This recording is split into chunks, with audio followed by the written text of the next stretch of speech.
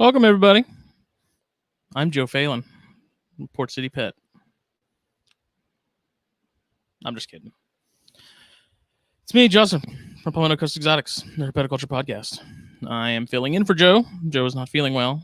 So I'm here. He asked me to fill in. Figured, why not?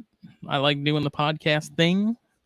PortCityPet.com. Get shirts, substrates, isopods, snakes when Joe has some for sale, all that good stuff. We're going to have my buddy Andy Middleton on tonight. He keeps a lot of scrubs, carpets. I think he's got some diamonds, some emeralds. He's got some chondros. So I'm going to get into that. And he's got a really interesting setup with his room. And the way he monitors all this stuff is just really, like, got to let people know. So I'll keep the introduction brief as far as my stuff goes. But PortCityPet.com. Joe was like, promote your stuff. I'm going to promote Joe's stuff because this is Joe's show. So we can throw Andy on. And there he is. How's it going, Justin? It's good to be with you again. How you doing, buddy? I'm doing all right. You caught me at the right time. I'm in the snake room, and doing all right. It was super short notice, so I appreciate you doing this. Yeah, no worries. I kind of look like a mess. It's like 84 degrees in here and roughly 52% humidity, so yeah, I'll be sweating it out, but happy to be here. I'm in the garage, and it's stupid hot, so I'm right there with you. Except it's probably closer to like 70% humidity because in South Carolina, it's absolutely merciless. Yeah, it must be nice for your snakes, though, right? It makes that a lot easier, actually. I'm not going to lie. It makes the, I don't have to worry about bad sheds nearly as much as a lot of, guys up north and guys out west do. And so there's a silver lining. But what's been going on? Oh, not much. Just enjoying the time home as much as I can, working from home. Kind of really happy to be around the animals a lot more than I usually am. So there's plus sides to, the whole situation. But yeah. Oh, yeah. How's the COVID stuff been up there? Has it been pretty hectic? Yeah, definitely. A lot of, stuff you got to keep your eye out for, and I don't know, it seems to, the tension seemed to vary from like county to county, or as soon as you cross over to New York State, it gets I don't know, there's a different mood, but overall I haven't been too bad. None of my loved ones have been too impacted. So yeah, good. No complaints really. And you're still working even if it's from home? Yep. Yeah, I'm working from home and starting to get back to work, but gonna miss being around the snakes more, but yeah, happy to be. Man, working from home's tough. It's I did that when I was at my previous job. I worked from home a lot, and it gets tough. You have to have a lot of really solid self-discipline to be consistent and stuff like that. And so my hat's off to people who can do it uninterrupted and get things done. But I always struggled with that. Mm-hmm. Yeah, me too. So what do you got anything new in the collection currently, or is everything about the same? You've been bringing anything in? Yeah, I guess I've been adding a lot of stuff. It's been nice, because I haven't had to take care of it really because I haven't been able to get anything shipped. Mm-hmm. But I definitely got some things on the way that I'm really excited about. Still within the same scope of what I'm working with now. Cool. Yeah, I'm really excited about it. For the people that don't know what your awesome collection consists of, what are you keeping at the moment, like as far as species go? Yeah, so I work with green tree pythons. I primarily focus on the designer stuff, but I got a few outlier locality animals here. I work with emerald tree boas. I just have northerns for now, but that's going to be changing soon once shipping weather is good to go. I also work with children's pythons. I really like all the Australian and Indonesian stuff, so it's fun little snakes. I get a lot out of them. Still have some carpet pythons here. I work with, I have a couple jungles left. I have a couple jags and whatnot. I got diamond pythons. I got Moluccan scrub pythons. One of the few with Moluccan scrub pythons. Yeah, I'm really lucky to be fortunate to have one, and I have a pair, so it's really great. I'm really lucky. Aside from you, Scott Borden, and was it Martin Roseman who has some? Yeah, Martin Roseman's got some. Is there anybody else? Stephen Cush has some. Yeah. I know there's a few people that I know with pairs, but they're not very public about it. Mm-hmm. But and there's a couple of people I've seen on some of the Facebook groups that have lone males or lone females. But yeah, in terms of pairs, that's really all that in the United States at least, that I really know. Yeah, because no one's really been able to crack the code on getting those to breed, right? I know a lot of people have tried, but no one's had any success. Yeah, there's a lot of things, that are, in the way of kind of getting them off the ground. The biggest concern right now for, the Moluccan, availability or, being present in the hobby, is kind of the such limited numbers that they've been coming in. And I've only seen 2 come in this year, so. I would think it's probably easier to get your hands on the Boelens than it is to get a Moluccan right now. Yeah, absolutely. Think so? More Boelens have come in the last 2 years than Class Lepus, according to the CITES trade database. Yeah. So I was telling everybody on the intro, I don't know if you caught it or not, but basically so you have diamonds, you have a section that's pretty much sectioned off for diamonds that you keep cooler than everything else, right? Yeah, it's really a room over for me. I have a door in the middle, but it's not supplementally heated. Half of this ceiling has foam insulation, a little jerry rigged, but it gets the job done for what I need it to do. Mm-hmm. And I keep them against the concrete foundation that's in my basement, and I'm able to get their cages, when I'm cycling them down into the 50s in comparison to a room that's in the 80s, a room over. So I've kind of got them dialed in really well. I found a little niche area I can keep them and think I can pull them off. How many people before me have said to keep them. So yeah. And how many do you have right now? How many do you have right now? I just have a pair. Yeah, I have a female from Greg Heim, and my male's from Josh Easter. Nice. Yeah, they're awesome animals. Yeah, man. I see some Brian Hayes has some that just blow my mind, and I'm sure you've probably seen him. He's VVS Exotics, but he posts some, and I'm like, God, that makes me want some so bad, but I don't.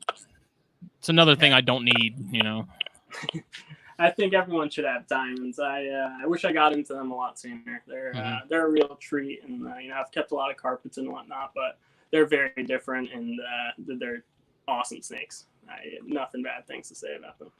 I'm at a point now where I'm really having to think about what I want to whittle down. Space is getting tighter. I'm trying to condense a little bit and get more racks and stuff together, but obviously with the Boiga, when they get bigger, those going to take up a lot of space. The Brettles, the female Brettles, when she starts hitting maximum density, then she'll take up some space, and I'm just trying to plan ahead, and that's always tough.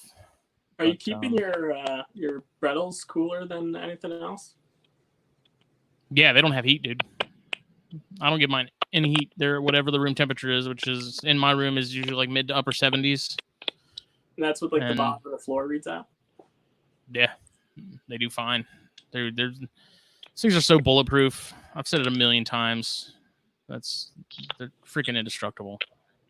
Yeah, the diamonds seem to be quite bulletproof themselves, and I don't know. I think a lot of people have a lot of preconceived notions about them, and some of the horror stories and bad experiences that people have happened. But I think they're much more bulletproof than people give them credit for. And if you just I don't know, listen to the people that are successful with them, then it's not rocket science. I mean, you keep them cooler, but you still give them a hot spot?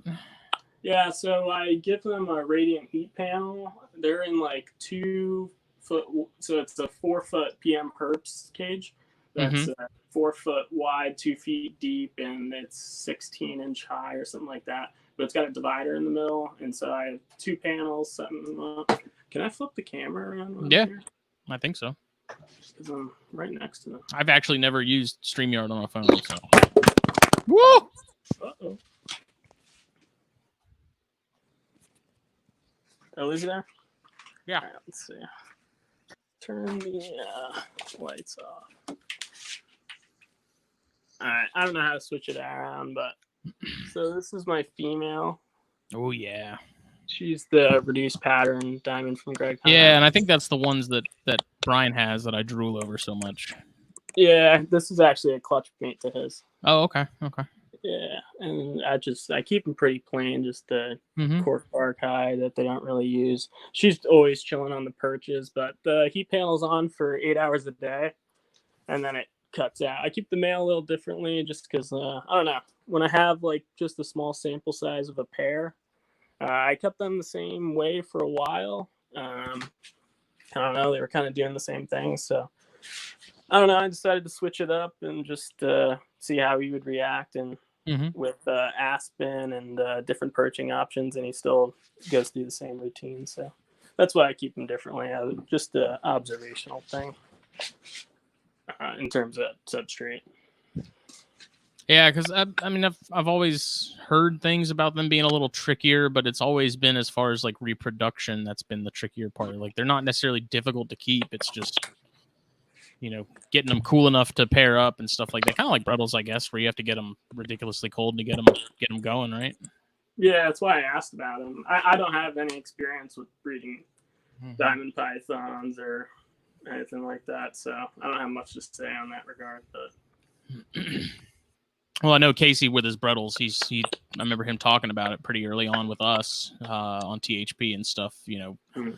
Cooling them down to ridiculously low temperatures that for any other snake would probably be detrimental, detrimentally cold. But they handle it fine. And I mean, he's in North Georgia, and it gets pretty cold up there. And he's like, I mean, we're talking like I think 50s is like the warmest they get at night. But they get even cooler than that, and then he just puts them back in the cage during the day, lets them warm back up, and then at night they cool again. And from what I understand, like they won't breed if you don't get them just super cold like that. Interesting. So, like you won't even get population? I don't think so, but I don't know. At the same time, I do wonder because I mean, like they are carpet, like they are Morelia, and I feel like a male Morelia would try and breed no matter what, but. He also said, if I recall right, like the males have to be a little bit older than what the norm is for a lot of Morelia as far as getting those to pair. Gotcha. So, but are you planning to? You have jungles right now, still, right? Are you planning to phase out those entirely? Are you getting out of jungles? So I got one jungle male left. Okay. He's a really nice male from good bloodlines from Martin Rosemond, and I don't know. I was into jungles for a while, and they're kind of what got me started on the Morelia wave, and really interested in it. So I'm gonna keep him around, just as a pet, and sentimental value. Yeah. He's. I used to have a lot of jungles, and I lost a lot of them. So he'll be kicking around here. Maybe I'll get a girlfriend for him one day, but yeah, I think I'm just gonna hold on to him. Man, I remember when jungles were the thing, though. Like there was a point in time where, like, if it was carpets, like jungles were the most popular thing.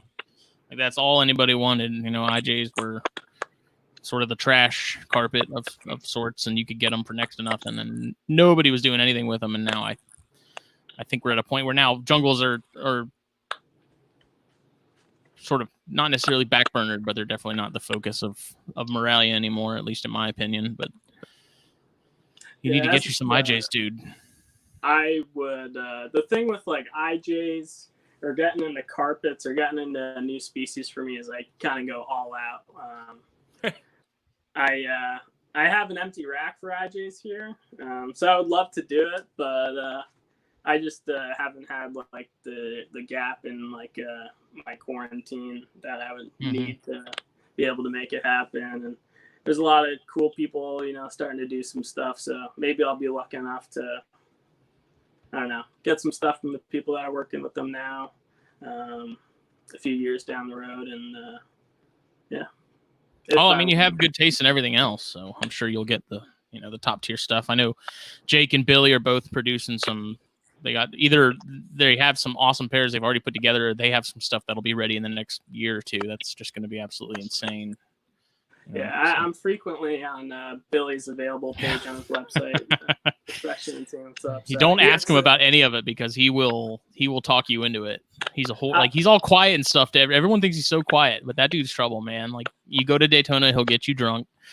You talk to him about animals, he'll get you to buy one. Like, he's. Yeah, I've been meaning to call Billy. I haven't spoken with him really since Southeast Carpet Fest. But yeah, I gotta give him a call one of these days. Yeah, see, he's got some Russian cross with Balin tigers that he just produced recently which I'm a sucker for tigers, especially the Russians. Like, yeah, they're awesome. I never was fortunate or really into the coastals and whatnot, but I don't know. Now that I've got more of like an eye for the non-morph stuff and what have you, it's definitely a really intriguing projects that are in good hands. But yeah, awesome snakes.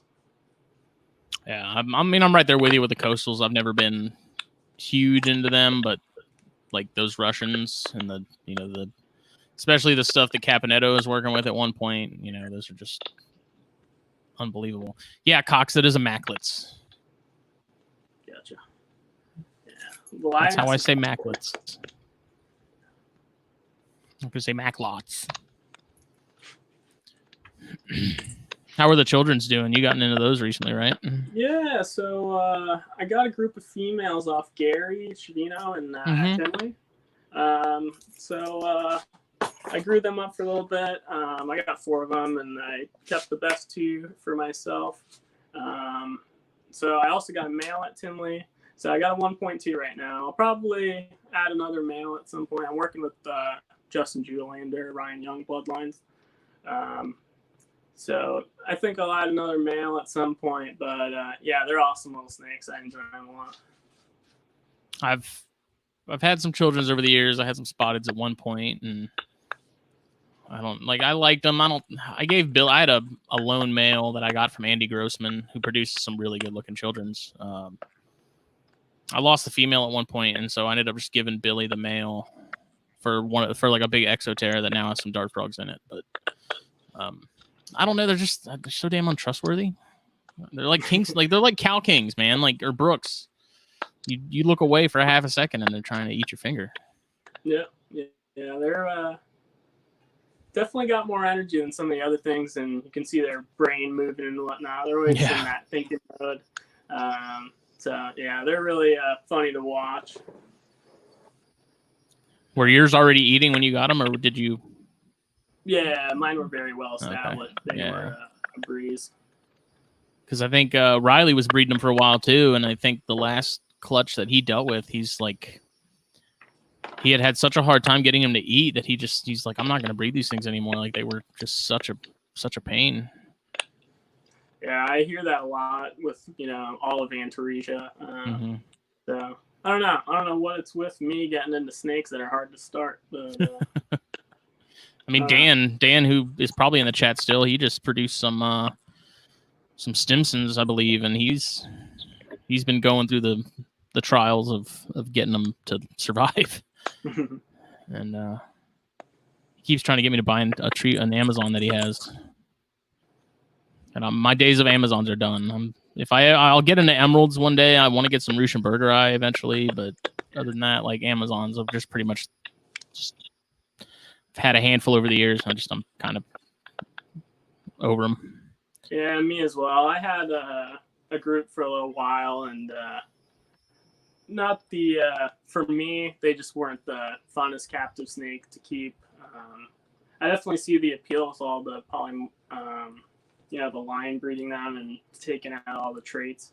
A lot of people are doing awesome stuff with them. Ian's having some success and making some really cool stuff. Keith McPeak's been making some real top stuff, and so I don't know. Just I had them for a little while, and I don't know. They just didn't excite me, you know, when I opened the tub as much as other things. So I don't know. If I don't know, I kind of the project just really wasn't for me. Yeah. And that's another species, man, where there was a point in time where they were pretty cheap. Like no one was really doing much with them. And then they kind of disappeared for a while. And then within the last couple of years, I'd say they've definitely sort of skyrocketed back up to, you know, now you're seeing really expensive, really nice stuff. That's, you know, like stuff Ian's producing and whatnot. You know, there was a point where I could get babies for, I don't know, like colored stuff too for like $75 a piece. Yeah. And now you're looking at like 200, 300 plus. If it's something that's, you know, really nice.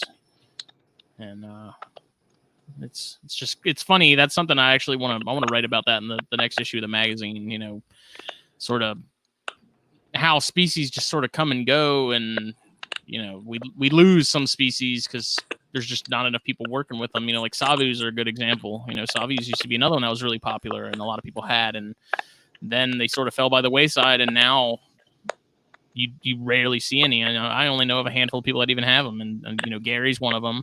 Yeah. I believe Pia and Cody have some, but it sucks. Yeah. And it's also a Timors as well. They kind of fall in that category with coming pretty hard to find. The silver Savus are really badass. Yeah, that's the only Liases I've ever really wanted were those. Those things are sweet. Yeah, they're awesome. James said, like in February, James, you know, he's always had his eye on Timors and really wanted Timors. He just wasn't seeing as many coming in, so James put together a hell of an army in like a couple weeks of Timors. So now he's got raising up. Yeah, it's I'm happy he found another project because he's just been working with conjos for so long. Mm-hmm. He's really into his Timors, and they're really awesome snakes, and I definitely see the appeal. Yeah, and for someone told me, I don't know who it was. It might have been Luke Myers, because Luke Myers had some at one point, and he said they were really messy. But yeah, I want to say it was him who told me they were like this evolutionary link between like retics and scrubs, which I thought was really interesting. Yeah, I've heard there's a paper out on it or something like that. I haven't been able to get anybody to send it to me or anything like that. I'd love to check it out. If anybody listening has it or you know knows where to find it, I'd love to take a peek at it. Definitely. Yeah, I'm sure Luke knows where it is. I'll have to ask him about it. Very cool. Because he had some before. I think all he has now are chondros, and he had a pair of Timors, and he liked them a lot, but he's like they're messy. They're not chondros, you know.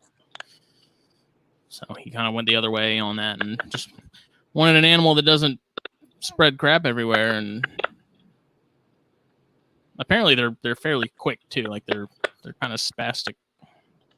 Yeah, I hear some of the older animals tend to whatchamacallit,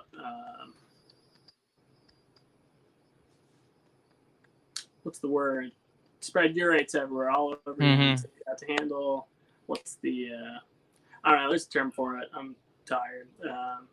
But musk. They tend to musk a lot. Yeah. Some of the older adult animals, but yeah, James doesn't really have many messy stools or anything like that. Pretty normal python defecations, and he's got a male that tears up its tub every night. But other than that, that's all I know about. That's the struggle I had with the bear traps and stuff, man. Like I was keeping them on paper towel, and it was like every night they were flipping the water bowl and just absolutely destroying it. And so finally, I just put them on loose bedding, and all that stopped. So maybe that's the case with them, but who knows? But how many emeralds are you rocking now? Right. I just have a pair of northerns here. Oh, Yeah, I've been growing them slowly but slowly, and I don't know. Once I've hit like they're around like 2.5, almost 3 years old, I'd say. In the last like 3 or 4 months, they've really started to pick up in size, which is interesting. They haven't. I don't know. I haven't seen them put on so much size so quickly in such a short amount of time. But you ever notice that with green trees though? Because I've had a few of my Beox. They hit like maybe the 1.5 year mark, maybe 2 years, and it was like within a month, man, they almost like doubled in size. They hit this spot where they just skyrocket. Have you noticed that in any of yours at all? Only in females, really, around like the 2-year mark. But yeah, just females, really. I've seen that. And Cox said they're the closest living relative to retics as far as Timors go. So he said that's why they hybridize surprisingly well. I haven't seen that. I haven't seen a picture of any of those offspring. Man, you could tell me that somebody hybridized pretty much any 2 species, and I'd be like, yeah, probably. Like, it's just... I don't think the whole mad scientist thing is as big as it used to be, but definitely still exists. Yeah, you'd be surprised who the mad scientists are. I'd be like chilling at shows, and some people would come up to me and tell me what the hell they're doing. But yeah, it tends to happen at like the New Hampshire shows. I hear, of those stories of 5 species hybrids that they're getting fertile clutches out of, and yeah. It's interesting stuff. I think in one of our podcasts I was talking a lot of shit about carpandros. I have like designer chondros, so I can't really say shit. So yeah. No, but you know what I like about that in chondros is no one seems to really care. Like Natush put out that paper that was like, oh, guess what? You've all been breeding hybrids this entire time. And a lot of people were like, well, we kind of already figured. But it's not nearly like the purists with carpets and stuff, man. Like, it's so much nicer to have the chondro guys be like, oh, yeah, that's nice. You're not going to have people that are like, you don't know how pure that is. You don't have any documentation. You don't know what this is. Like, big whoop. Oh, God. Dan said, speaking of albino bredli. Those are pretty badass, but it was cool, man, but it wasn't like I'd like to not see them in the United States. I don't think we ever will unless somebody sneaks them, stuffs them in their underwear. On top of it. Somebody saw that picture and they're on it. But hey, people can do whatever they want to do. Yeah. They're having fun and doing the right thing and representing their animals the right way. I think that's part of the reason why Bredls are kind of overlooked a lot, though, is because they don't have all those, the crazy neon colored morphs. And like Stonewash are really cool, Stripes are really cool, but you get one color, that's kind of it. Yeah, see those right there. It's cool, like I like it, but it also kind of feels wrong. Yeah, like where did all the sibs go? Oh, those are all in Australia. Like those aren't going anywhere, I don't think. Yeah. But you look at that. I mean, it's kind of tough because Australia. Like I feel bad that they can only keep what they have there. But at the same time, like you see all the antaresia morphs and stuff they're working with and stuff like that, and it's like, all right, maybe it's not so bad. But some of the children's python morphs over there are insane. I've seen some of like Peter Birch's like room tours or what have you, and yeah, they're awesome. I wish we had some of those, but I don't know. Children's pythons are cool as they are. I really like the granite spotteds. Yeah, I never had any, but I always liked them. But what's the first thing you're going to be like as far as breeding projects go? Like I know you're not doing anything currently, but what's on the docket for the first pairing you'll be doing with what you got? Hoping. Well, I have some projects this year. With some have some putting my male on loan. One of my chondro males. See if he can get the job done. So that'll be going this year. I'm still looking for like a nice red neon Beock male to put with my Beock female.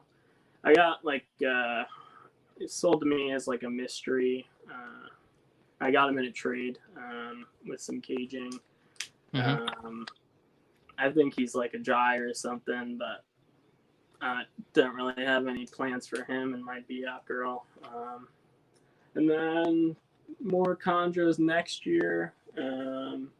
Hoping to do, I might,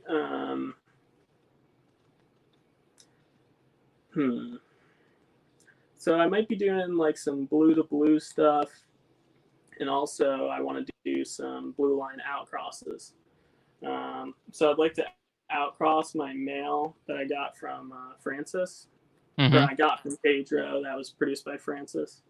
I'd like to get a really nice outcross clutch, and that might be happening next year with a very worthy female. And then the emeralds in 2022.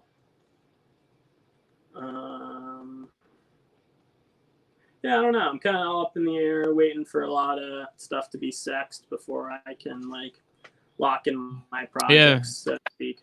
I've been very methodical about what I've been bringing in, especially chondro-wise and the bloodlines I'm working with. So I guess I'll have a better understanding of what the shape of my projects will look like later this fall once I'm able to sex some neos and get some more of my animals that I'm waiting on in. And given they clear quarantine and whatnot, then I can start to consider them for my projects. Well, what's your thought process as far as outcrossing the blue stuff? Like, what do you?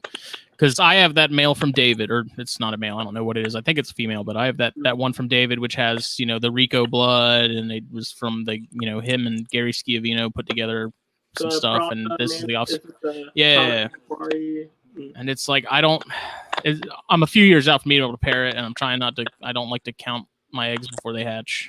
No pun intended, but like I'm at a period now where I just want to pair everything to Biak just to see what happens. But that's also lineage that I don't want to do a disservice to, if that makes sense. Like when you have that kind of blood in your collection, it's like you don't want to just pair it to anything. But so what do you? It's like what's as far as the outcrossing? Are you looking to just outcross it to other blue line stuff that just isn't related? Or not necessarily. So when I think of outcross, like the blood that comes to mind when I'm thinking of blue line outcross or something like that is James Oakdal's Highland stuff. That is and a lot of potential for blue on its own, just being line bred. And the outcrosses that have the one outcross that's been done to blue blood is the results speak for themselves, and everybody should go look into what James is doing and where his offsprings ended up. He's been producing a lot of cool stuff from that stuff. So like the Highland type animals, they're kind of like an undocumented line that he's working with. So it's unrelated to all blue stuff.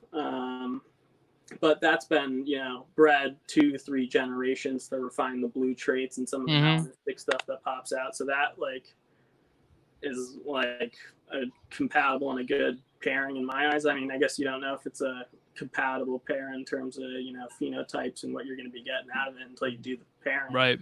But I don't know. That's kind of where my mind goes. So like animals, lines that are away from, the blue line, preferably with no blue line in it, to make it easier to understand what you've got and what's in your snake. But and also like a resemblance of phenotypes between the male and the female.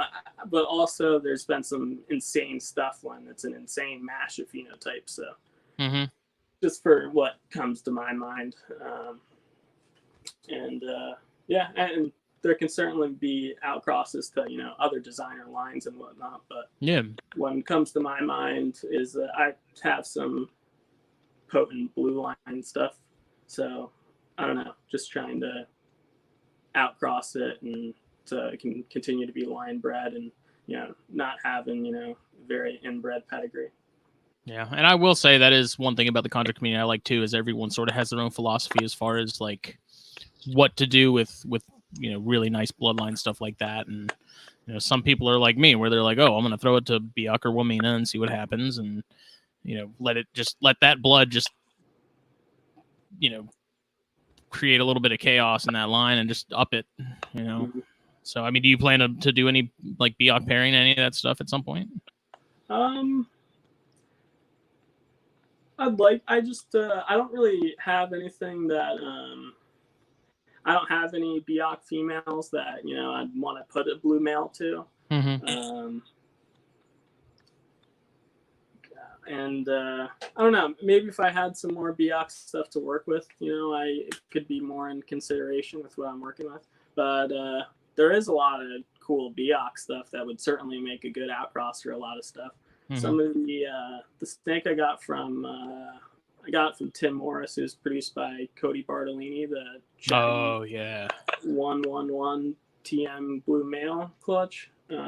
So that's got a fair bit of Biak influence, and you can kind of see it in a lot of the animals in the clutch, apart from Nebula that ended up with Francis. That's a very melanistic. Rainmaker, as Tom calls it up in Canada. Yeah, that's her. So she's kind of got like a Biak head. Yeah. So that would be cool to put a Biak to or something like that, but I wouldn't want to just put it to a Biak that just looks like a Biak. Maybe some of the F1 and F2 Biaks can throw a lot of melanism. Tim Morris has done a couple pairings around 10 years or so ago, something like that. And he got really, really cool Biaks out of that. He's got one with James that's probably 30% black. And so that would definitely be in the cards for me, if I had something like that to put to her for a further outcross. But she's kind of in my plans for either a calico male, just because of the red tail she's retained and how spread out they are along her body. It's a really weird looking snake to look at in person. She's right here, so I'll go there. She's in shed, but... Speaking of Cody Bartolini, I got this awesome RPI shirt on. Oh yeah, it's pretty dope.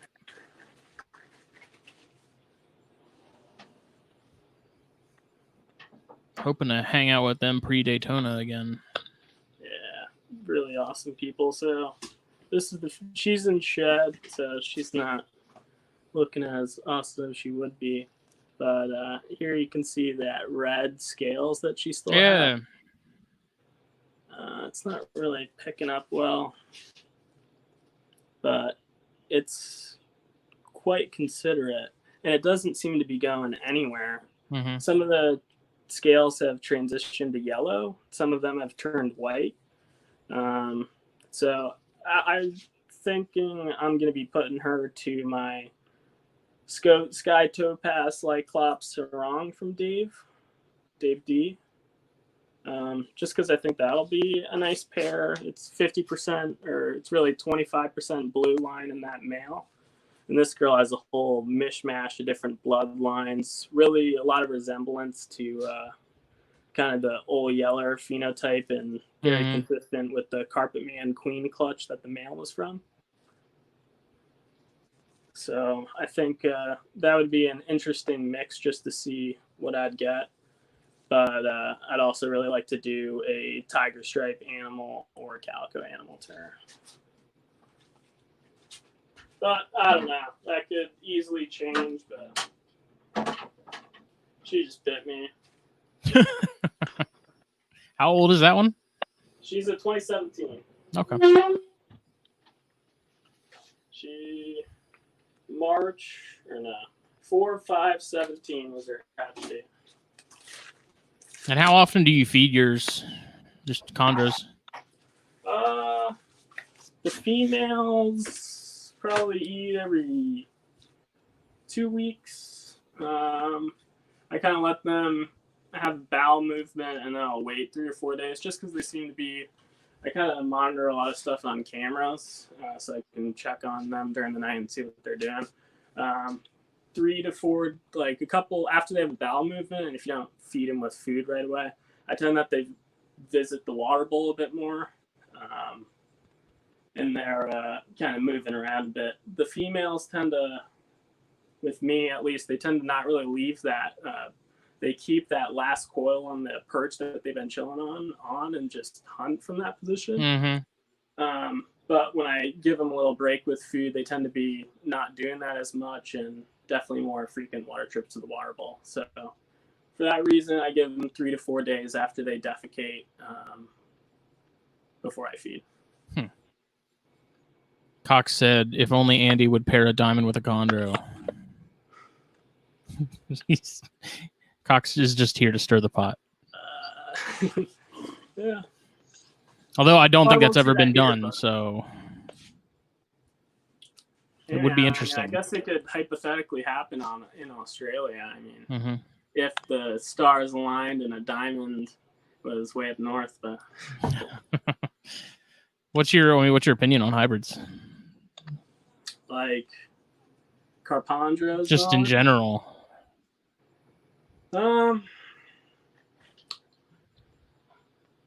I think people should do whatever makes them happy, I guess. I guess that's what I'll say. That's a great, the subtlest way to say fuck them. Basically.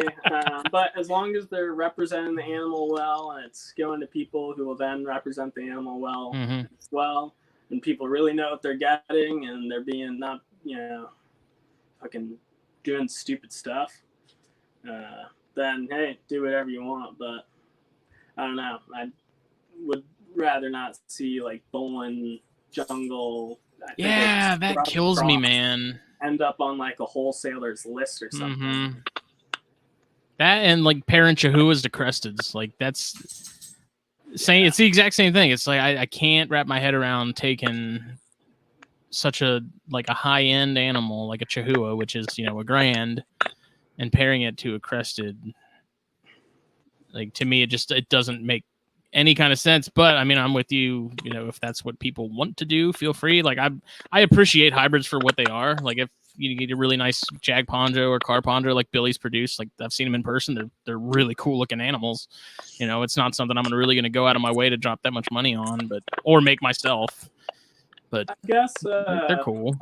Where I start to raise the eyebrow when you're in like F2, F3 of those projects, and you got like, I don't know, like 88%, jungle chondro cross or whatever, and you can't tell that it was a hybrid. I mean, I haven't like done an inspection of its like head scales or anything like that, but I don't know. It just gets in the hands of the wrong people, and I don't know. Just at least I know Billy a little bit, and I know that he's doing his due diligence, representing them well for what they are. And I don't know. I don't have too many good things to say, so I'm not gonna say too much. But well, Billy does it right in my opinion too, because Billy that's not his focus, but Billy, he has a male chondro and he has a female, and so he'll put them together, and it's just a fun little sort of side project of his, and he's. I mean, I gotta give him credit. I mean, he's sold a ton of them. Like they've every time he produces them, they fly. I think he sold 1 or 2 at Daytona. He only brought, I think, maybe 3 or 4 with him. And I mean, those are the most expensive animals at his table, and they go. So yeah, okay. There's can't knock it. A demand for it. So and like I said, they do look cool. Like not my thing. Yeah. They look awesome. Like I appreciate what they are and what they look like. But again, that's not something I'm going to go out of my way to drop a ton of money on. So yeah, when I can spend that same amount on a really nice chondro, like I'd rather do that. So captive bred chondro at that too. Yeah. Hello.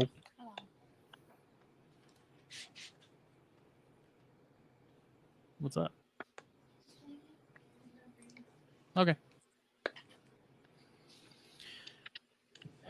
Yeah, I've had my pair together, my Beox, man, and they've really taken a break as far as locks and stuff. So I'm wondering if something's gonna happen, but I haven't seen any signs of follicles or ovulation or anything like that. So. But you've seen locks? There was a point where they were locked. Like I when I was turning everybody's lights on in the mornings, they were locked up, or at least cuddled up. Are they cuddling, or did you follow the same cycle as you did last year in terms of time frames and parent stuff up? Yeah, and I'm thinking it's going to be the same result where I paired them in like June and didn't get eggs until I originally said December, but actually looking back, I think it was actually February, which falls in line with everyone else's cycle and seasons, them breeding later in the year and sort of being the opposite of what we have here. And they breed, their fall or winter breeders. So I don't know. I mean, it's one of those things, I think, where you can replicate all the right conditions and make it happen. But if you just kind of put them together like I have, you're pretty much going to get the same results as everyone else when they, legitimately cycle them, I guess. So we'll see. When was the last lock that you saw? You have a date? It's been. They slowed down, and then I saw them the other morning. This was maybe a week ago. They were kind of cuddled up. I couldn't exactly see if they were lock or if he was just annoying her. But they definitely slowed down. But we were also getting a lot of rain at one point, and it's kind of slowed down on that front too. So who knows? Yeah, I'd be interested to know if she's spending more time under the heat or anything like that. Yeah, I mean she's one of those chondros. Like you can crank the temperature up, you can crank the temperature down. Like that hot end is just where she likes to hang out. She'll move to the other end occasionally, but most of the time she stays kind of in the same spot. And I've turned up the temperature because I thought maybe it was just too cool, and she didn't. No change, and then I've turned it down and no change, and she's just one of those ones that's her spot. Gotcha. Yeah, I don't have many chondros that park on the heat like that. I have one male that tends to do it, but they usually spend most of their time on the other side. That was something me and David and Luke were talking about the other day. And maybe, I mean, with your observations, I know some of your stuff isn't sex, but like being able to tell a male from a female just from behavior, even when they're, in that yearling 2-year mark. Because it's something I've been doing. I have my sticks rack from Sean, my arboreal rack, and that's got nothing but yearling and 2-year-old chondros in it. And I've been sort of keeping track of which ones are pretty much staying in the same spot and which ones are actually moving around more. And I'm actually curious to see if what I guess is a male or a female, just based on how mobile they are, if that'll actually translate into anything once they're sexable. And I know the one from David, it shed recently, and it was looking like it might be female, but it is still kind of early. And then there's I think if my guesses are right, I think that rack's going to be pretty evenly split. Be like 3 males, 3 females. So, you ever notice anything like that? In terms of identifying them on a younger age prior to probing. Yeah, just do you have animals that are female, but you also notice they don't move around nearly as much? Like they're much more sedentary. Yeah, I don't know. I kind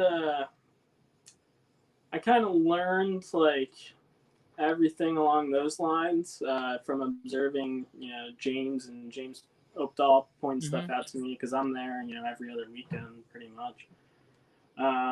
But mostly it's I don't know. He can tend to tell after the 7th or 8th meal. It's not only where they've been perching and whatnot, but he tends to take notice about how aggressively stuff is taking food, when its bowel movements are and stuff like that. So I have some chondros that raised up and they were pretty sedentary and didn't move much, and they turned out to be males. I think it also comes down to the perching options within the cage. I find with the much, I've done super thin perches, 3/16 of an inch acetron. Yeah. It looks a lot smaller than it is, but my neos tend to not move as much when I just have a center mounted, perch with the zip tie holders. I found that they aren't very active with just that setup. So with David Brom's, 3D printed perch or something like that, I don't know. I find my neos perching at different places from various days. But with like a simpler perching setup that's just, straight, it doesn't have any crisscross or anything like that. They don't utilize as much space. I mean, I could just be looking at snakes at different times of the day or something, but that's just kind of my observations. That does kind of make sense, though. But I think the bowel movement thing is also probably a pretty decent indicator too, because I do notice the ones that I think are females do tend to hold on to it a lot longer. And even at night when they're cruising though too, like, I'll notice there are some that they don't cruise nearly as much as some of the other ones do, and that's why I think maybe there's a pretty good indicator of it being a male. I don't know. It's just something fun to think about. As these ones grow, I'm going to be curious to see, like I said, how accurate being able to tell based off those sort of behavioral traits, Yeah, and with like in my own experiences, and not just saying what some of the stuff James has taught me, that the stuff that I've raised that's turned out to be females definitely isn't as active at night, and again, like doesn't really sometimes like release that back coil off where they're perching. But I tend to, it's definitely more prominent in the sub-adult stuff once they've started to go through their change and they're getting some size. That's when I kind of see those behaviors more, but I don't have the largest sample size, so I wish I had a better opinion about it, but I'm not too sure. Yeah, I need to get James on the ChondroCast again, man, because I feel like we didn't get too in depth with stuff, on there. So I love hearing that kind of stuff from guys though that have been keeping them forever and they've seen it all in a sense. Yeah, James has definitely the most chondro stories I have ever heard, surface this season. So you got a lot to catch up with him about. There's no shortage of nightmare stuff to talk about. If there's one thing chondros are good at, it's being nightmares. When it's bad, it's bad. So I believe when him and I were on the ChondroCast, he told the story of the Tim Morris blue female and the Andrew Amon male. She ripped his cock off, or his hemipenes. I think so. I want to say I've heard. I don't know if he said it there, but I remember hearing that somewhere, either at Daytona or. But so, I don't know if I should tell a story or wait for him to get on. I'll tell the short story. The male, unbreedable, he ended up getting an infection in his cloaca and ended up passing. The female had like a retained egg, or she had complications with laying. She also died. One egg was fertile. It went full term, egg tooth broke in the egg, and it died. And James lost the male and the female and the one neo that died in the egg. There's 3 shots to the nuts. Yeah. There's one ain't enough. Oh my gosh. Just heartbreaking. Like, yeah. Yeah, I mean, chondros, they're not hard snakes to keep, but like I said, when it's bad, man. Yep. Mm-hmm. I haven't had any issues with any of mine recently, thankfully, but it's always like you always kind of wonder, like, at what point am I due for some sort of kick in the nuts? Right when you think everything's dialed in to the most you've ever had, that's when you get, absolutely hit hard. Mm-hmm. Yeah. Did you ever talk to Will Banks at all before he passed? Yeah, I spoke with him quite often. Yeah. It's terrible. He was big into the tiger stripe stuff. Yeah. He had some good examples that he got. He had a really top calico tiger stripe cross animal. Yeah. That was. I was excited to see what he was going to do with that thing, man. It really sucks that he passed away, and he was a good buddy of mine too. I talked to him on a regular basis as well, and it's just when I found out, man, it was really shocking. It took a few days for it to really sort of sink in. Yeah, definitely a huge loss for the community, and another breeder who was, having good success, getting captive bred chondros into the hobby and, really refining his projects and getting to the point where he's going to be, doing some of the stuff that he's worked so hard, to do. Those projects are starting to come together. And then, yeah, he was killing it, man. He was producing a lot of really nice stuff, and he was one of the handful of guys that was really focusing on Beox too, which I always found odd because Beox are the most commonly imported, the ones you see the most at shows, but they're the most uncommon as far as like captive bred. And there's guys like myself and Will Banks and Brian Fisher and Thomas O'Kane and stuff that are really hyper focused on the Beox stuff. And it sucks that he's out of the equation on that now. And yeah, it's such a tough loss. And yeah, I mean, even between him and Forrest and stuff like that, it's pretty big. It's a nice cup there, buddy.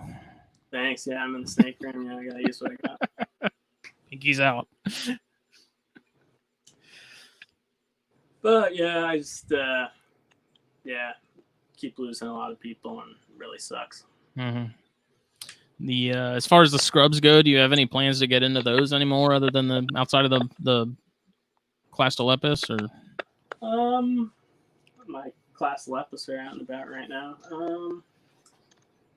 I think I'd maybe work with if I was able to get like some normal patterned Nada. I would love to do that. Get like some young ones and be able to raise them up. But besides that, I'm pretty fixated on the scrubs, and I want to do them right and get them in really nice caging and whatnot. So it would just be kind of unreasonable to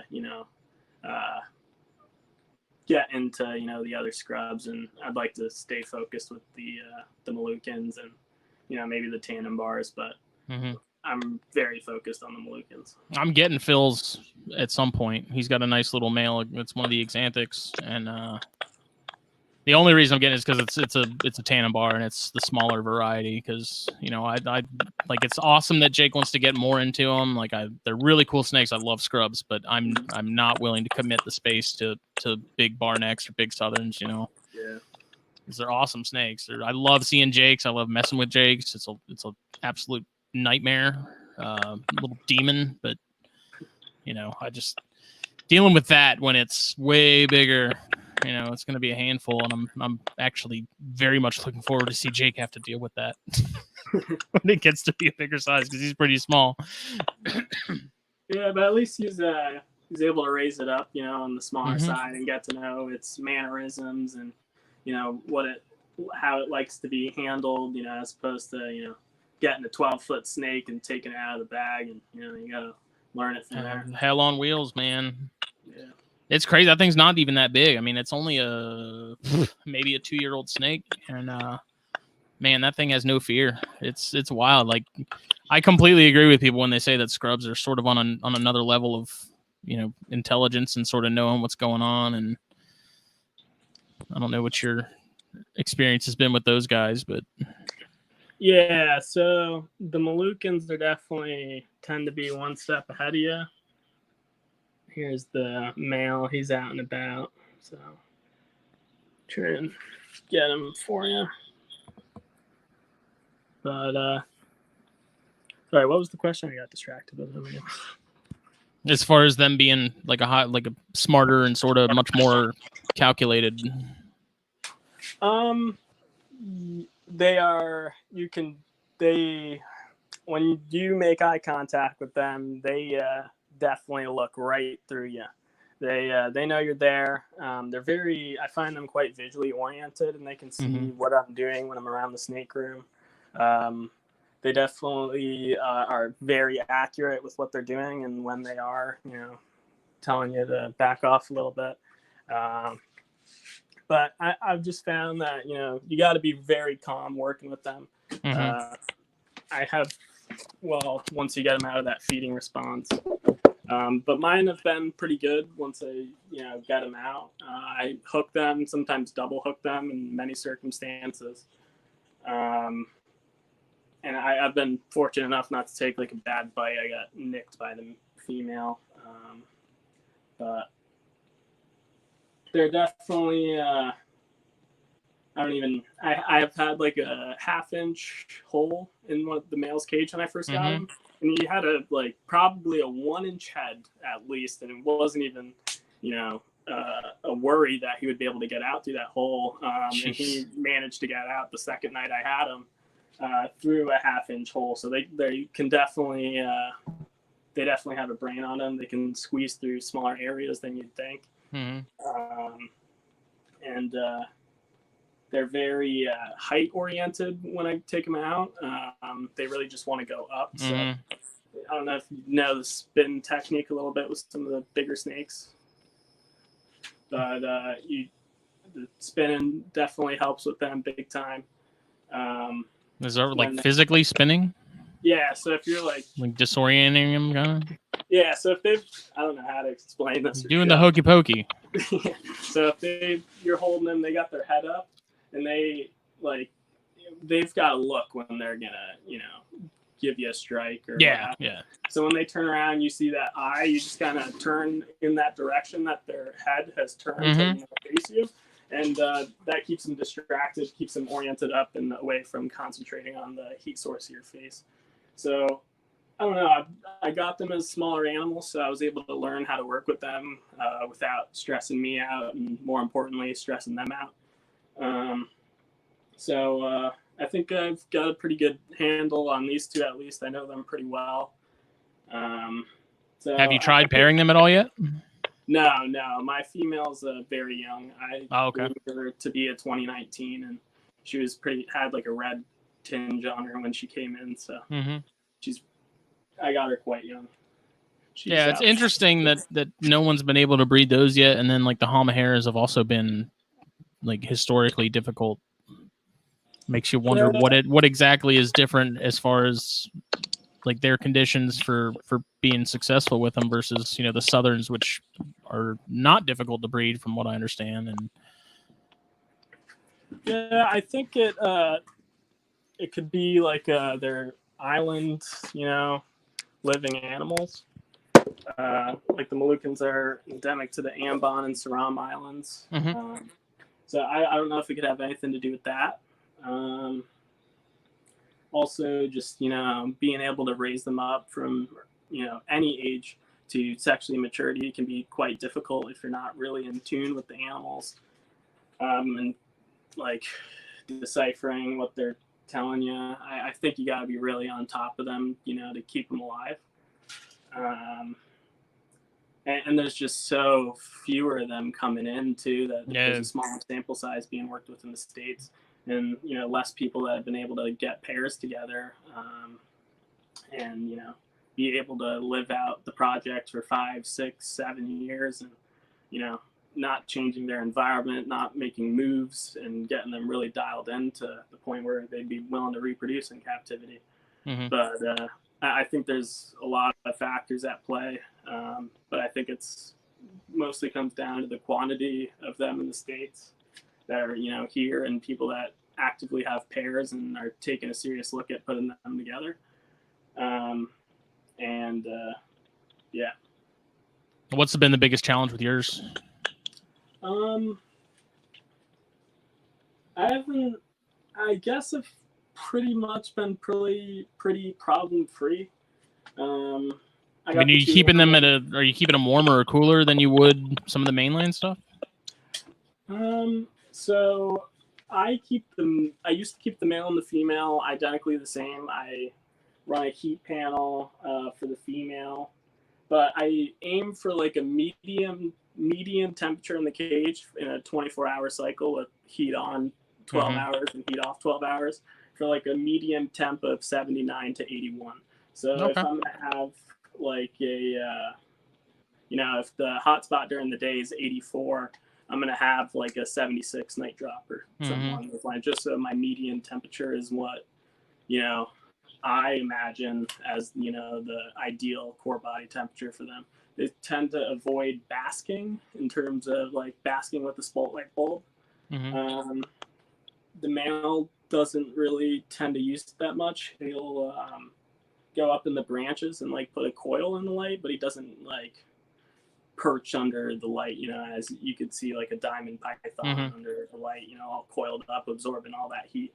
I don't tend to see that with the Moluccans, but the male I keep cooler than the female. The core temperature, or like the median temperature I'm aiming with them or with him, is like 78. Just trying to get a gauge on them. I have such a small sample size, so right. Figured like try and get a baseline, keep them the same, and then I can make tweaks in their own direction. Obviously, I'm not trying to do anything like something that would kill them or something. But there's only so much that I know, and people that have been willing to share with me that I've kind of wanted to see what works best for me or what I think is ideal. But I think I'm gonna stick once the male's cage is ready, I'm gonna stick to a heat panel, heat source, just because of the way that they utilize it is a bit different than like a snake that's basking. I don't know. I'm not articulating it very well, but they're not big baskers, and they tend to seek out a microclimate in the cage, and they have a very cycled day. Yeah, it's just like with the Boellens, though. It just seems like we know that, like, we know how to keep them, and we know that they're not difficult to keep, but for some reason it's breeding. Like how you can have the mainland scrubs that are not hard to breed. Like they're not difficult, they're not hard to keep, they're not hard to breed, but for some reason you have like Moluccans and the Halms and the Boellens and stuff that for some reason it's just there's something we're missing, and we can't. No one's been able to really do it successfully on a regular basis. Yeah, because I know James still has his Boellens, right? He lost his female this breeding season, unfortunately. That sucks. He had a complication with her. He was so sad, but he still has his male. He's trying to find a home for it, but he's only putting it in the hands of somebody that has an existing breeding program. It's a male that was very ready to breed and copulated with the female for 2 years. So he's only putting it in somebody that has an existing collection, or is raising up a project and is able not to have like a trophy animal, but yeah, I mean, as you should when you're dealing with that kind of thing. Yeah, every specimen counts when it comes to Moluccans, any of the harder to breed stuff. Yeah, because I know it was kind of talked about on NPR recently as far as the people that have just a single Boellens, just to have one. I think they were sort of talking about how you should just you should make sure that gets in the hands of somebody who can breed it. And I kind of agree with that, but at the same time, it's like if the person who's wanting to breed them wants a partner for that animal so bad, like they can also just go buy one. But in the case of like you have actual, like that there's people trying, and somebody personally that's trying to make it happen. Making sure it gets to the right people, and same with the Moluccans.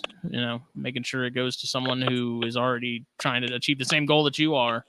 It's definitely smart, especially when there's so few of you doing stuff with them.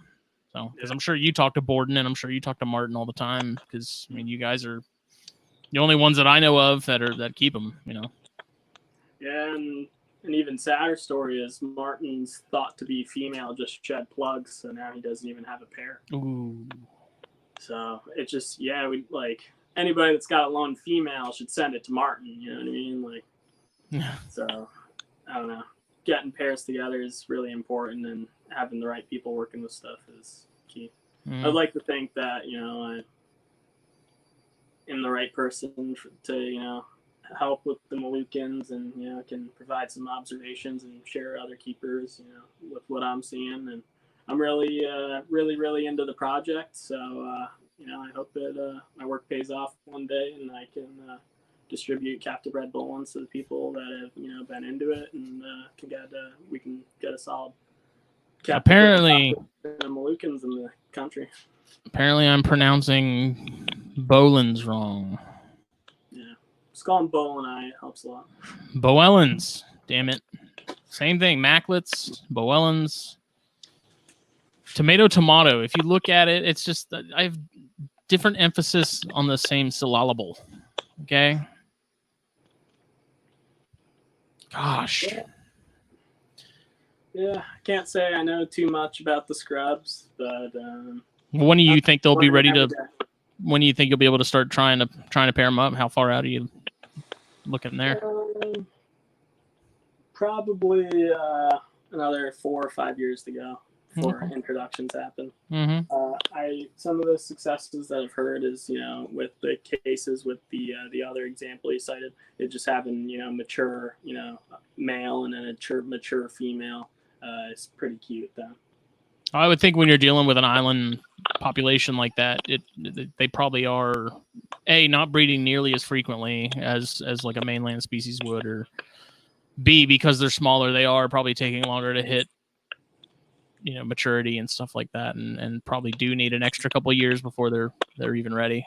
So yeah, I feed my stuff very sparingly, so they'll take quite a while to get up to, you know, quote unquote ideal size, but I'm kind of going off age and growing them slow and growing them at cooler temperatures.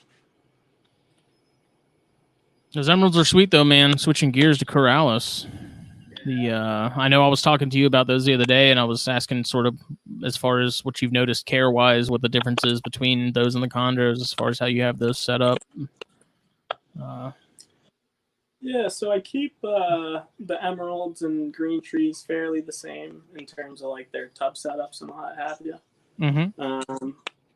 I would say that I keep the emeralds a little warmer. They probably have like 1 to 2 degrees higher than the chondros. They have a 80.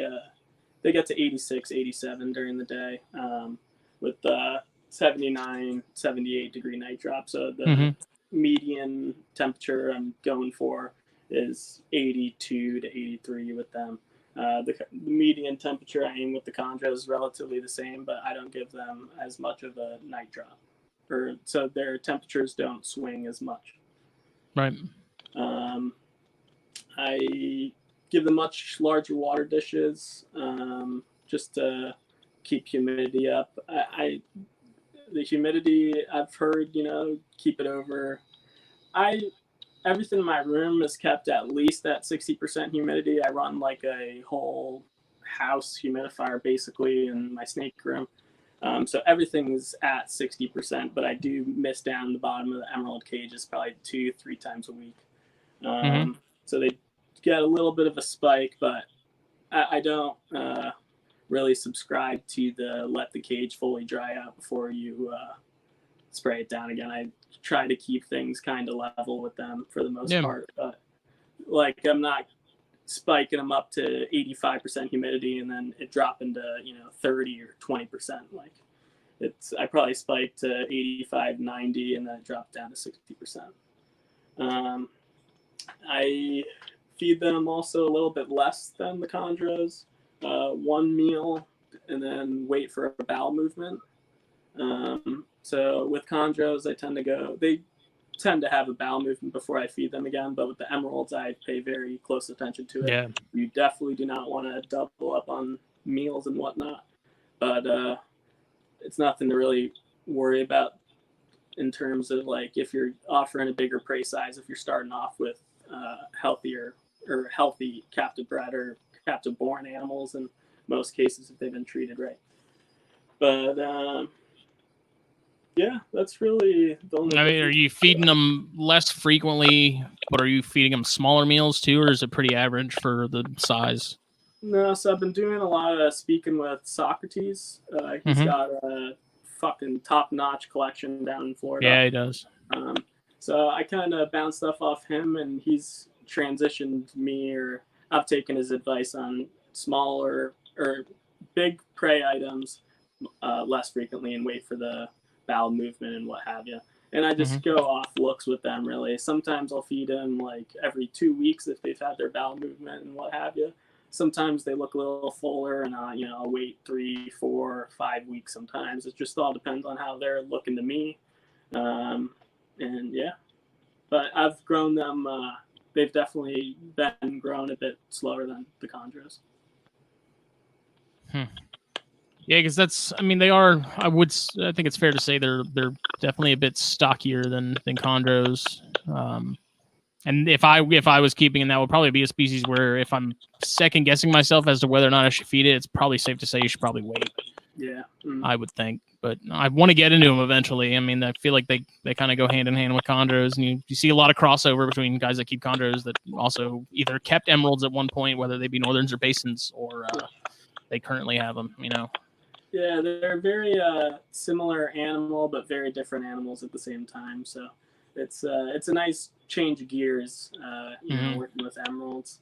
I'd say they're probably a lot less lower maintenance than chondros. Really? I haven't had like any fatal issues really with the emeralds.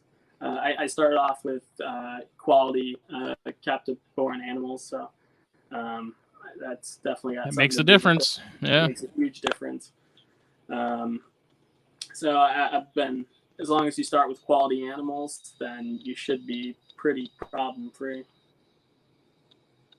And as far as the basins, do you know is their care pretty much the same as the northerns, or they get kept differently? Identical. Yeah. From Okay. what I know and how I'm gonna keep them. Yeah. So I'd love to get my hands on some of those too, but they're out of my tax bracket. So yeah, there's some lower end ones. You know, they're not as bad as everybody really thinks. You know, it's they're pretty much the same as some higher end chondros, and but you pay for what you get. You find your northerns are pretty feisty. My male tends to be, but my female is pretty cool. They as long as you don't really bump them around too much, they tend to stay relatively asleep when pull out their perch to change their tub and what have you. But yeah, sometimes they'll let you know that they don't want to be moved really. But yeah, I have removable perches and everything, so it's I don't get bit or anything like that, but it makes things a lot easier. David just released the those new fishbone perches. I don't know if you saw those. It's looks like he sent me some the other day. I ordered a Python portal and he threw some in the box, so I have some. They're pretty sweet, man. Yeah, I'd be much more apt to use those for small chondros than the other ones, the traditional ones. Yeah, I made my order today, so. Did you? I'll be putting them in all my tubs, I think. He does such cool stuff, man. Yeah. Sorry. Go ahead. It's cool to have somebody that's like really into chondros, making products very geared towards chondros. A lot of times, like the companies putting out like quote unquote arboreal stuff don't really have an arboreal background. Right. So they're not like manufacturing to like what us chondro guys would They're painting with a broad brush. Yeah. So David makes very useful and amazing products. I love it. He does, man, but his stuff, it's catered towards arboreal stuff, but I mean, I use his products for the boiga. I use it for carpets. I use it for chondros. I use it for Amazons when I had Amazons. Like, his stuff's so versatile. And I mean, I got the Python portals for those Gonyosoma I have coming sometime soon. And, I got some of the hide mounts so you can have the elevated hide, which my Cyanea absolutely lose their mind over, man. They're in those things 24/7. But I mean, like the Python portals, I don't know if you've used any of those yet, but they're awesome. No, I haven't yet. I'd like to give them a try. If I'm ever need something like that.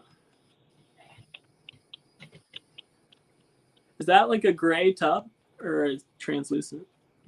It's not like you can. It's translucent. It's probably the best word for it. Gotcha. That's gonna be one of the Gonyosoma tubs. Yeah, you see more and more people starting to transition over to that, style of caging. We got like the elevated hide. There's a heat panel, and then I have one of these little Cool Tech lights that I really like. Super cheap, super light, really bright. Pretty cool. I don't know, man. I'm using these setups for the boiga. I'm using them for some chondros, and they're great.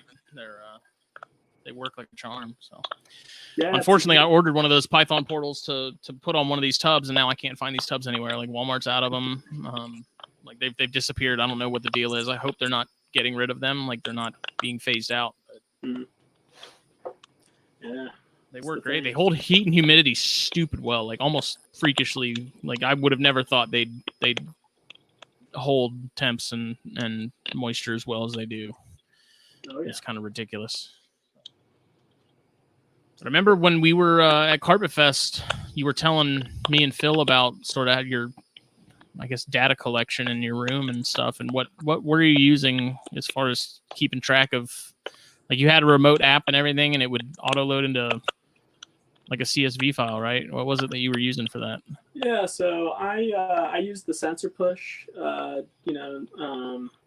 devices to monitor temperature and humidity and most of my stuff. I don't have it in every tub and what have you, but I have at least one rack has a sensor in it, just so I have an idea on the tub. Mm-hmm. But yeah, it gives you very in-depth reports of the temperature and humidity throughout the day, and you can. There's a lot of I don't know, for people that are really data junkies like myself, like it's awesome. And I really look forward to using it over the long term to kind of compare and contrast everything. But yeah, I have learned a ton just by outfitting some of the tubs and my cages with them. You can set and forget I used to tend to set and forget my the thermostats and temp gun sometimes, make sure everything's good. But you get like a unrivaled set of data with the sensor push devices, so you can really see. And are they just like little units, sort of like those Govee things that have gotten popular? Is it? Yeah, I keep one that, because I had one of those, monitors my heat and whatnot in my room. Oh, okay. Because I had one of those Govies and I put it in my egg box with those Baird's eggs that didn't make it, and it got ruined because I left it in there for like a month straight. Okay, yeah, that looks just like the Govee units. Yeah, these things are really bulletproof. They come with warranties and whatnot. That's why I opted to go with this brand over the Govies. I've put them through everything really, and I haven't had a single one fail. Sorry. Well, putting it back for a second. I haven't had a single one fail. And even in high humidity? No, not at all. Yeah, I keep my emeralds quite humid, and I'll spray on them and whatnot, and yeah, they're fine. Because I had one in my Baird's egg box, and I left it in there for like a month straight in that first month, and it won't work now. I think it just too much. Little internals got fried or something, but. Is it all just download like the Govies that it just has an app, I guess, and you can just add devices and you can go through and label them and everything? Yeah, it's just like that. I haven't used the Govee devices, so I don't know too much about how they compare and contrast. But I think with the sensor push, you get like real-time updates too, and you get alarms when it exceeds a humidity or a temperature, or if it is below the ideal temperature humidity, and it collects data like every 5 seconds, and I don't think the other device is quite it does it by the hour. Yeah, and the Govies did it, I think, on an hourly basis. Yeah, but I don't know, I learned a lot about how my racks and cages perform with those. It's helped me dial things in, quote unquote, to what I think. Like for example, I had a rack set at 84, and when I put the sensor push in, it was staying at about 87 or so during the day, and I had a 78-degree night drop, and the night drop was dropping to 83. So I don't know, that can be a fatal mistake for some species, and I'm very paranoid about how everything is running and making sure everyone's all right and all that. So yeah, it's helped. With every single tub and cage that device was installed in, I made changes to how the heat was set up, how the night and day cycle is running, my probe placement, all that, just so I can, match the temperatures that I'm looking to get and what is set. So. And you can monitor that remotely, right? You were saying you could check that pretty much any time, because that was the issue with the Govies, is you had to, like, I think they had a model that you could connect to remotely, like you hooked up your Wi-Fi or something and you could somehow get to it. But with the ones that I had, you had to turn on your Bluetooth and then it would auto-populate all the data that from the last time you would like checked in on it. Gotcha. Yeah, with the sensor push, it automatically does that. It comes with a it's like, it almost looks like a router almost that you plug into your Wi-Fi source or what have you, and then you heart the it's called like the web extender or something, plugs right into it. And yeah, I can get real-time updates from anywhere in the world. You saw I was at Carpet Fest and checking my temperatures and humidity, making sure everything's all right. So with that addition, that it's an additional thing that you have to buy, but it plugs into your router and you can get it anywhere in the world. Yeah, because I remember you telling me and Phil about it. Phil was just, we were both very impressed, because I mean, you don't see people putting that much attention to detail and things, Yeah, and I'm sure that thing saved you a few headaches at some point too. Yeah, and I things like I get paranoid about now are like, did my humidifier in the room shut off? And I can just check, the room, sensor and see what it is in here. Or if I'm on vacation, I can, let my, somebody that's home know to fill the humidifier or something like that. That's some of the, and also I had a probe move off a rack. I guess it got dislodged when I was pulling tubs in and out, and it overheated to like 93 degrees, but I got a alert on my phone. I was able to be back at the snakes in 15 minutes and put the probe in the right place. And I could have easily fried a rack full of, some nice chondros. And thankfully I was like within, a drivable distance to, go and handle that. But I would have never known that if I didn't have, the sensor, And unfortunately, I'm not able to be at my snakes every day. I try and get here, 4 or 5 times a week, but for, the days I'm not here, I still like to, be in touch with what's going on. And definitely. Yeah. So I mean, that's everyone's biggest fear is a fire or something like that going, where a whole rack gets just cooked. Yeah, it was definitely like once I added that to my toolbox, I don't know. I think it's helped me tremendously about how my racks and whatnot are really performing versus, what I think they're at. There was definitely a big variance in that. And so without the device, I wouldn't have been able to, identify that. Definitely. Well, we are about at an hour and a half. I believe Joe said that's about where he was trying to keep things now.